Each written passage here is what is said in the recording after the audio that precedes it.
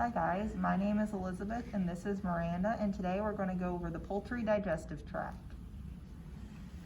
Starting with the esophagus, this is the passage of food to the stomach through a wave of contractions called peristaltic action. And then we go into the crop, which unfortunately this tract does not have, but what the crop does is it holds food before it goes further down the digestive tract. Kind of like a chicken lunchbox is what I like to call it. Ducks have a smaller crop, which is called a pseudocrop.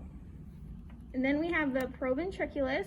This is the true stomach of a bird, and it mixes and stores food. It initiates that protein and fat digestion, which is a chemical digestion, and HCl is also secreted.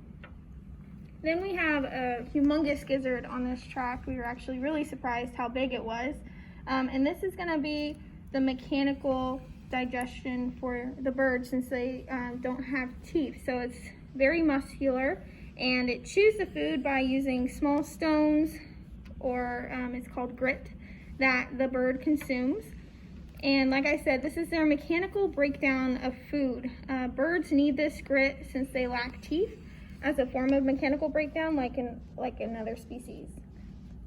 Then we have the small intestine, and what Elizabeth is showing you right now is a duodenal loop, and the pancreas is in this duodenal loop. So let's talk about what the small intestine does. The small intestine has 3 parts, and this is where majority of digestion and absorption take place. So we have the duodenum, which is first, and this is mixing that gastric digestion and increasing the pH. Pancreatic secretions take place here to increase the pH of the digestion, since it just came out of the stomach and it's very acidic coming out of the stomach, or proventriculus for the bird. This process helps protect the rest of the small intestine. Next we have the jejunum, and this is where majority of digestion and absorption take place in the small intestine. Next we have the ileum, which does some remaining digestion and absorption. A really cool fact about the ileum is that in nutrition research, we can see what the animal has absorbed and not absorbed, since it's the last spot for absorption. Then we have the large intestine, which consists of the ceca for birds. So they have 2 cecums, and they have a colon. The main function is absorption of water for the large intestine. And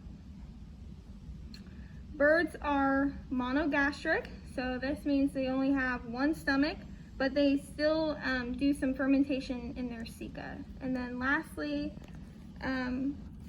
about the ceca is, like I said, Elizabeth points out the 2 blind pouches, and the function is fermentation of any coarse materials.